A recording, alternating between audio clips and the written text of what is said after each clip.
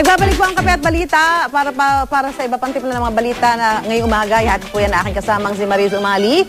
Pero bago ho yan, makakasama natin live dito sa studio si Bam Aquino, ang isa sa mga pinakabatang tumakbo sa pagkasenador at pasok sa Magic 12, batay po sa partial unofficial tally ng COMELEC. Good morning po. Good morning. Susan and Maris, magandang umaga. Nako, ano ang pakiramdam niyo at tawag dyan is safe ang inyong position ngayon doon sa ginagawang... Well, syempre we're hoping na hindi na bumaba yung mga numero. Masaya naman tayo na consistently nakakapasok tayo doon sa top 12. At sana nga magtuloy-tuloy na yan. Gaya ng maraming tao, syempre hinihintay natin yung final results, no? But kahit dun sa unofficial na ngayon nasa 74% na, sana before the end of the day talagang 100% na yan at makapahinga na talaga, no? Ibig sabihin ba nga hanggang ngayon hindi kayo nakakapahinga pa ng maayos? Parang meron pa rin kayong konting ano tawag dito, agam-agam, ganyan? Well, syempre kahit pa paano natutuwa ka sa mga numbers, no? Pero may konting part pa rin ng puso mo na may konting kaba. You're hoping na matapos na talaga yung bilangan. Kasi nung una, kagabi dapat yung proklamasyon, no? At syempre, I'm sure lahat ng mga kandidato, gaya ng pakiramdam, sana magka-proclamation na para talagang maiwan na natin ang chapter na ito ng ating buhay at pwede na tayo mag-move on sa mas importanteng parte, which is of course to really help the country as a senator, di ba? Nako, senator na siyempre tatawag sa inyo. Kahit baka malas yan, Susan, ha? Hindi naman. Hindi pa naman. Safe na yung position mo. Safe na ba? Okay. Doon sa mga survey dati, medyo malayo yung pwesto yes. Di ba? Parang delikado, ika nga, no? Parang pwede pang, naku, hindi ako makapasok sa Magic 12. Ano sa palagay niyo yung nagpausad sa inyo para pumasok doon sa top 12? Alam mo, Susan, unang-una, dalawang kandidato lang yung mula sa labas ng top 12 nakapasok sa top 12. At yan ako at si Senator Grace po. Kung tutuusin the 10 other names who are there, first time nila pumasok, nandiyan na sila sa top 12. Hindi na sila bumaba.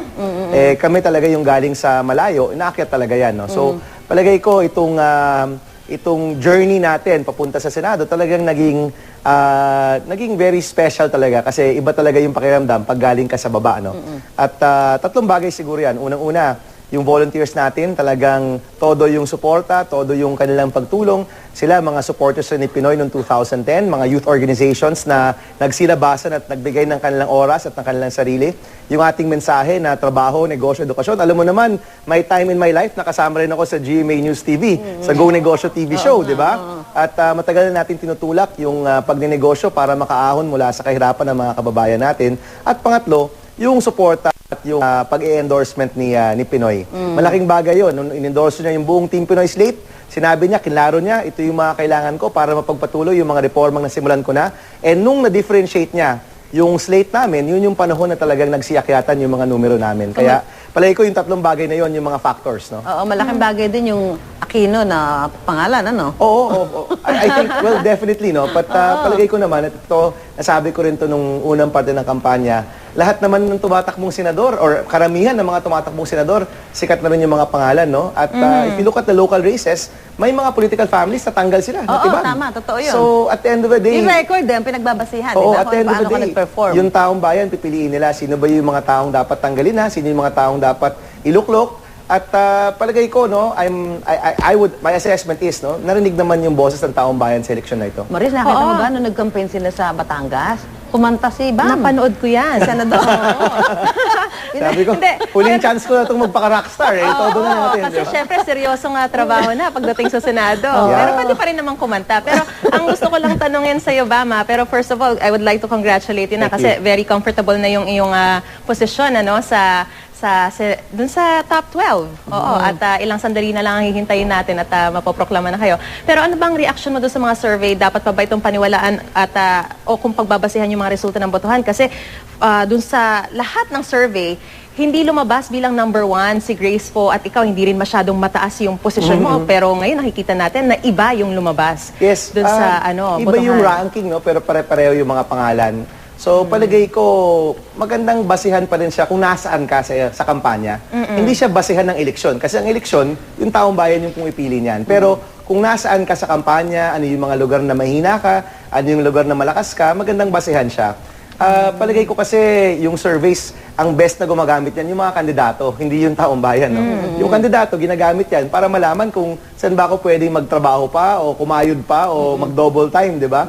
Pero kung tutuusin naman, itong kinalabasan ng eleksyon, hindi siya malayo dun sa mga survey din. Oo, pero kasi itong si Bam, Susan, chairman din yan ng National Youth Commission, no? Ano ba ang aasahan ng mga kabataan na ngayong, halimbawa, natuloy na nga at ikaw ay Tuloy na yan eh. Tuloy na tuloy. sa Senado? Oo. Well, alam mo Maris, yung platform kasi natin nakatuunan sa paglaban sa kahirapan. At yung kabataan natin, ang pinakamalaking sektor na unemployed sa Pilipinas.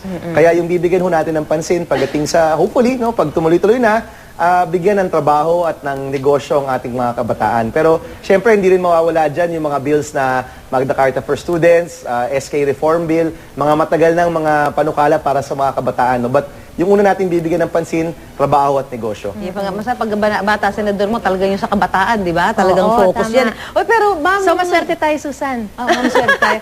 Nung during the campaign period, may sinasabi ka sa mga panayam na both a blessing and a curse. Ano ba yung sinasabi mo? Para saan yun? I think tinanong yan kung ano yung advantage ng Aquino name, no? Okay. Sabi ko both advantage and disadvantage, Okay, no? Advantage siya dahil yung mga taong nagmamahal kay Pinoy, sana minahal na rin ako, 'di ba? Pero yung mga taong galit sa kanya, automatically galit na rin sa akin. So, and throughout the campaign naman, no, yung mga tao at the beginning of the campaign, kumbaga in-equate nila tayo kaagad eh. But I hope na during those 90 days, yung mga taong may mga nakumbinsi rin naman tayo na noon ayaw tayong iboto, sana by the last day, binoto naman tayo. Inabot ka rin ng mga nabinato ka rin ng mga intriga during the campaign period, ano? Lahat naman kami ata, binato talaga ng mga Hindi intriga, mga nakaligtas, black propaganda. Kasama talaga. Oo, pero alam mo at this point, palagay ko ang importante magtrabaho na tayo, no? Actually, to be very honest, I'm excited talaga to hopefully get proclaimed, work already. Marami tayong gustong gawin para sa ating bayan, no? At palagay ko, yung mga bagay-bagay na to, kailangan rin ng taong bayan natin. So, I'm very happy na patapos itong kampanya. Sabi nga nila, now the real work begins, di ba? At sana nga, pagdating ng July, nandyan kami para talagang isulong yung mga batas na makakatulong sa ating bayan. May tawag ba sa inyo kung matutuloy na mamaya yung proclamation? Wala pa eh. Alam mo, sa totoo lang, excited na kami kagabi. Sabi nila, yung unang balita, of course, bali-balita lang to, was 1 to 8, no?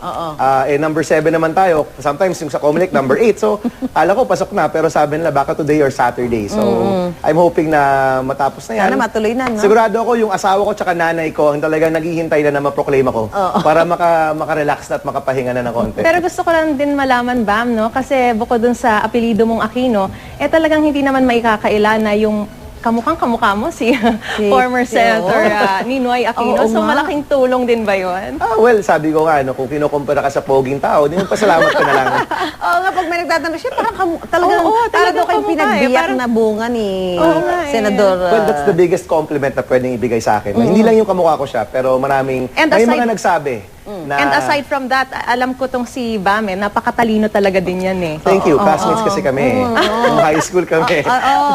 Kaya talagang ikaw mismo, sa naniniwala sa kakayahan. Naniniwala ako sa Thank you, kakayahan niya. Management engineering graduate ka eh. Thank you. Pero seriously, nung pagsasabi nila, naalala nila si Tito Ninoy, that's the biggest compliment for me kasi idol ko talaga siya. So, hopefully, matapatan natin yung ganong klaseng comparison. No? Medyo light question lang din, kasi syempre alam naman ng lahat na ang bata mo pa, pero parang napakaaga mong nasasabak sa isang napakaseryosong trabaho at hindi biro ang maging senador, no? So, sa ngayon ba, paano mo hahatiin yung panahon mo, syempre doon sa mga social life and of course yung trabaho bilang isang senador? Well, syempre, kailangan seryoso ka kung magiging senador ka. Throughout naman my career, nung nagtrabaho tayo sa gobyerno, ngayon na nagtatrabaho tayo sa mahihirap na komunidad, seryoso pa rin naman tayo. Pero syempre, balance dapat yung buhay mo. Alam mo, you take your job seriously but you don't take yourself seriously. Kumbaga, wag ka masyadong bilib na bilib sa sarili mo, di ba? Everybody needs to also relax, spend time with your family. Pero pagdating sa trabaho, focus ka talaga dyan. At gano'n naman yung naging estilo ko na rin ever since nagtatrabaho tayo. Ano sabi nagkausap lang ba kayo ni Pangulong Noynoy? Nagte-text lang kami. Ano sabi I texted him on the election day, nung wala pang resulta. Okay. Sabi ko, kung ano pa man yung lumabas na resulta, I'd just like to thank you for your trust, your confidence, and for all of your support. No? So, may secret na yung ibang mga text namin, no? Pero inihintay ko na ma-proclaim na talaga bago talaga siyang i-text at pasalamatan. Kasi, syempre, at this point, unofficial pa eh. Gusto natin official na talaga. Pero are we expecting a baby anytime soon? Kasi kakakasal pa lang nito eh. we're hoping na siguro naman bago ako matapos na senador, may anak na kami, di ba? Hoping. At syempre may panahon para dyan. Oo naman.